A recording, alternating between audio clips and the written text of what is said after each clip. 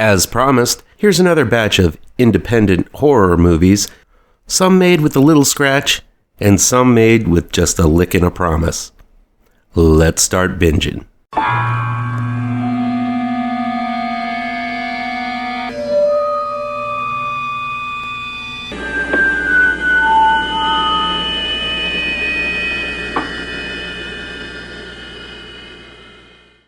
Welcome back to ML Miller Frights. I'm ML Miller. Before we begin, please do me a favor and punch that like button down below. Share this video with all of your social media addicted pals. Click subscribe to this channel and ring that bell for notifications. Low Budget Binge is where we venture down the path less traveled and look at low budget, no budget, and sometimes international films that never get that top billing you see with the usual Hollywood fare. I'll indicate in the review down below where you can find these films along with their trailers. Here we go. RAGDOLL is new streaming on Tubi. It's directed by Ben Ivory and written by Ben Daly. Chia, played by Chrissy Wanna, moves in with her girlfriend Monica, played by Monica Rowe, despite the fact that her daughter Crystal, played by Ruby Wanna, disapproves of her new relationship and wants her mom to reunite with her father. Upon arriving at the house, Monica and Chia find a large human-sized rag doll in the attic and think it's a good idea to give it to Crystal as a playmate. Little do they know this doll is inhabited by an evil spirit bent on destroying the new family. If you've seen any Blumhouse film or any installment of the Child's Play series, you've pretty much seen RAGDOLL, as it doesn't really bring anything new to the genre while stomping all over well-tread killer doll tropes. It's unfortunate because the scenario of a daughter having issues with her newly outed lesbian mother is ripe territory to plunder, and utilizing the doll as Crystal's pent-up rage at her parents' divorce is a good premise to build a movie around. There's a scene early on where Chia and Monica are having sex, and the door cracks open and the rag doll peeks in. This could be a movie that boldly talks about current issues, utilizing metaphor and nuance to tell a story about a child's crooked way of processing adult themes after a child witnesses her mother having sex with another woman. I mean, how creepy would it be to have a little girl acting as the innards of a rag doll going around killing people with cutlery? Sounds like something original and worth getting behind. Of course, that's too much to ask of this low-budget knockoff of a knockoff. The big thing is that the performances are problematic in RAGDOLL. Chrissy Wanna is not a terrible actress. She's actually quite personable, can turn on the waterworks, acts scared, and has a pretty smile. Most of the films she's been in haven't required a lot of acting skills and relied on her to be the curvy British Asian hottie in such cinematic greats as Snake Hotel, Sky Monster, Amityville Scarecrow 2, and a few films I've reviewed like The Nutcracker Massacre and Exorcist Vengeance. It's great that this is a meatier role than she usually gets, but in RAGDOLL, Rana plays Chia as an extremely selfish woman where most of the story follows her as she tries to decide whether or not she's a lesbian and failing to even try to consider how all of this is affecting her daughter. Mid-movie, Chia and Monica decide they've had enough stress with Crystal, so they get gussied up and go out to the club instead of focusing on making the family work. This film really has its morality off-kilter, which makes it easy to root for the possessed rag doll. Unfortunately, the biggest problem is, and I'm going to try to be sensitive about this, Ruby Wanna, who plays young Crystal. Let's just say she's not ready for prime time. She seems to be the daughter of Chrissy Wanna, and I want to be sensitive to both Chrissy and Ruby Wanna's feelings. It's cool that Chrissy wants her daughter to be in films, but the younger actress seems to want to be anywhere but in front of the camera in this movie. Every line delivered is monotone and flat, almost trance-like. It's the reason I don't like child actors for the most part, as they just don't have that well of experience to draw from to get the emotions required. Maybe Ruby will have a great career in movies one day, and I hope that's true if that's what she wants. But this movie doesn't show that. And when you're distracted by the flat delivery of the actors, the movie has lost its hold on the viewer. Granted, the filmmakers try to be coy and hint that Crystal is the killer, but it's quite obvious from the first kill sequence, before Chia, Crystal, and Monica are even introduced, that the doll is possessed. So while there might be doubt in who the killer is within the characters, it's pretty evident that it isn't Crystal. I appreciate the dark ending, but the road to get there is rough. I will admit that RAGDOLL is creepy at times, but long unedited shots focusing on it ruins a lot of the suspense. Had they kept it vague all the way through and ended with the reveal of the doll doing the killing, or vice versa, and the little girl was doing the killing as the doll, this movie might have worked. Instead, we get no backstory on why the doll does what it does, some uninspired butcher knife kills, a very bad mom who sides with everyone but her own daughter in times of trouble, some rough as sandpaper acting, and a movie you can skip as you make your way through your Tubi queue. Murderitaville is new on-demand digital download, Blu-ray, and VHS from Paul Dale Films and By the Horns TV. It's directed by Paul Dale and written by Paul Dale and Dylan McGovern. From the madmen behind Lo-Fi Schlockers, Killer Kites, Sewer Gators, and Silent But Deadly comes Murderitaville, a comedy horror that has the disclaimer that it was made while popular party singer Jimmy Buffett was alive, but serves as a tribute to him now that he has passed.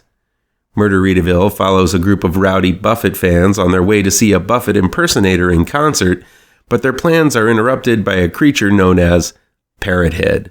While a lot of the territory this film walks through was already trounced upon by the underappreciated Club Dread by the Broken Lizard crew with a hilarious performance by Bill Paxton, Murderitaville is a good-natured spoof of slashers and Buffett fans alike.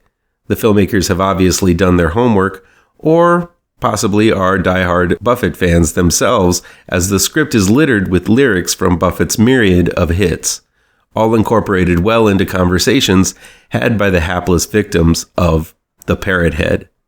My favorite is before the group is grilling, and when asked what they want on their burger, someone reacts with lettuce and tomato, Heinz 57, and a French fried potatoes.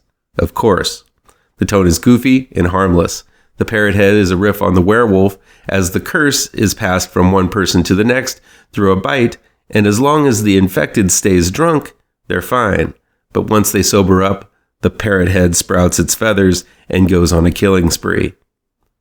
The most important thing about a spoof is that it's actually funny, and I know how mileage may vary, but I found myself laughing quite a bit at the antics these drunk partygoers get into in the name of Buffett. These are funny guys. Yet it is absurd as all get out. There's a good-heartedness to this film that really made me root for it. The Parrothead looks goofy, but strangely uncanny and decently made. Under the right circumstances, this Parrothead might be scary, though those don't come up in this movie. There's even a behind-the-scenes makeup sequence during the credits showing the actor being transformed into the monster by the makeup artist. I kind of wish there would have been something like that in a Nightmare on Elm Street movie, as seeing this process the actor had to go through was fascinating. Basically, this is a film made by a bunch of friends and an excuse to get drunk and party together. I can get behind that, especially since it actually has a strong sense of humor about Buffett and its fans. If you love Buffett, sadly there are no Buffett songs played in this one. Of course not. The budget isn't fit for that. Still, it celebrates the songwriter by lifting a lot of lyrics.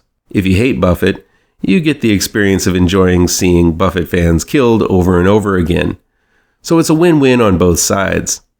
Don't take it seriously for a second, and I think if you know only half of the Buffett songs and the cult-like following of his fans, you'll get a kick out of Murderitaville. Alice in Terrorland is new on demand from Fliers Films. It's directed and written by Richard John Taylor.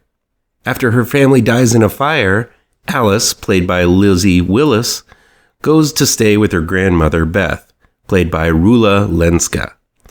Almost immediately, Alice falls ill and begins hallucinating that she's living out Lewis Carroll's famous novel, Alice in Wonderland.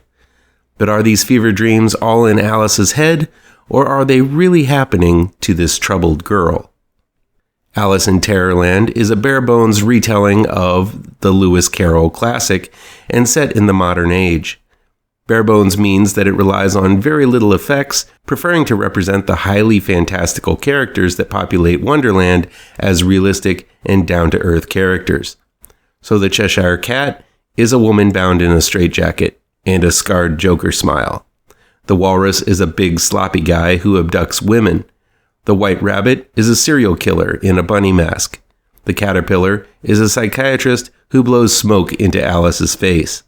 And the Red Queen is Alice's grandmother who likes to play cards and gets more demanding as Alice's stay grows.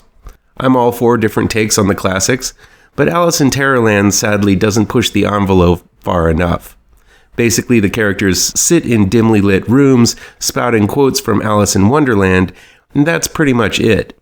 Sure, the effects were sidestepped because this is a low-budget movie, but in many cases, little to no costuming, which is much more affordable, is used in a creative manner. So it's just a bunch of people quoting Carol's lines. The film is very short in length, just over an hour and 10 minutes, so the actors spout the classic lines and the story breezes off to the next encounter for Alice. It follows the story pretty closely, though there are significant deviations here and there. The saving grace of Alice in Terrorland is that the acting is solid. I've never seen any of these actors before, but they do a good job of selling the lines as Alice descends deeper into madness. Then again, this is a UK film, and I always find that actors with a haughty English accent sound more convincing, so maybe it's just their accent that makes it seem like they're better actors than the run-of-the-mill fare we get in American films. While the script borrows heavily from Carol's words, at least writer-director Richard John Taylor offers up some interesting cinematography. There are some beautiful scenes, like the slow-mo shots of burning objects in the inferno that Alice survives at the beginning, that elevate this film quite a bit. Drone shots over an expansive forest make the setting seem mysterious and vast. So at least this is a professionally produced movie, compared to a lot of the other fairy tale and fable remakes that we've been getting lately. Alice in Terrorland is of much better quality.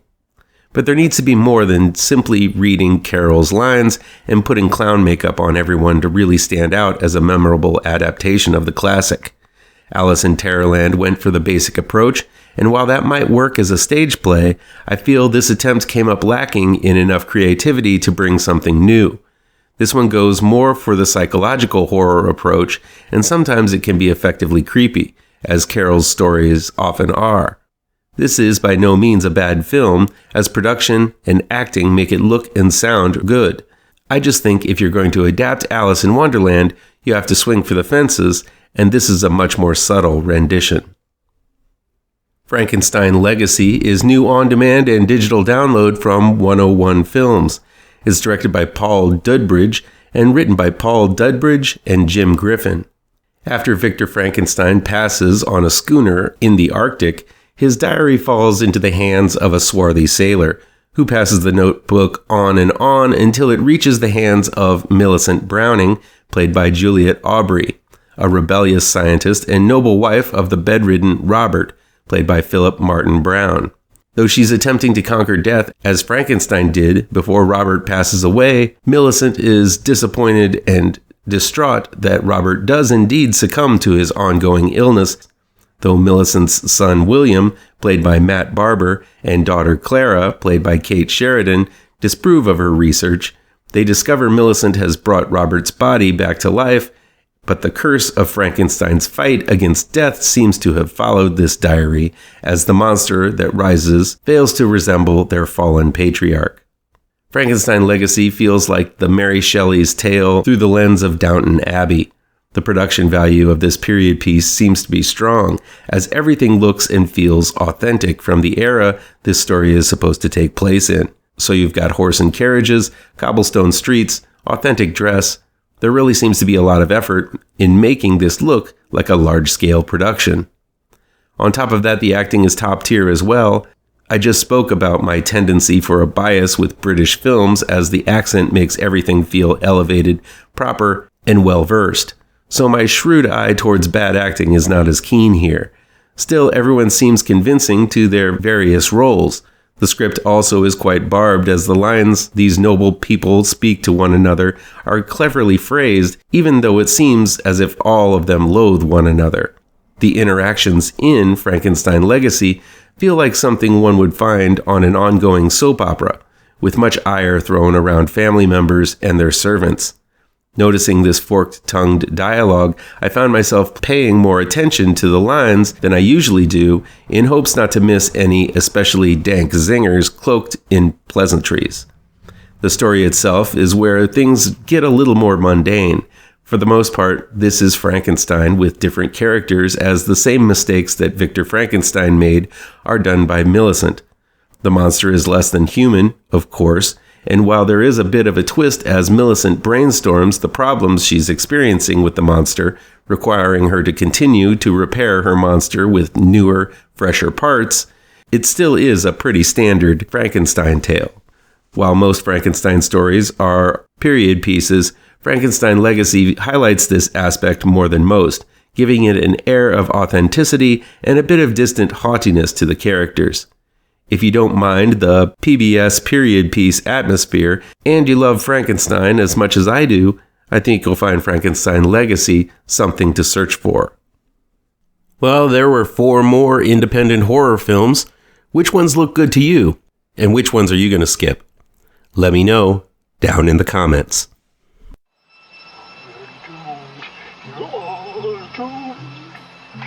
You're doomed to live the life you're meant to be, stuck inside your reality. You're doomed. Oh, you're doomed.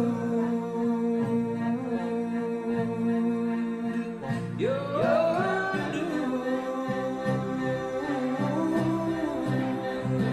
You're doomed. Live the life that you are meant to be.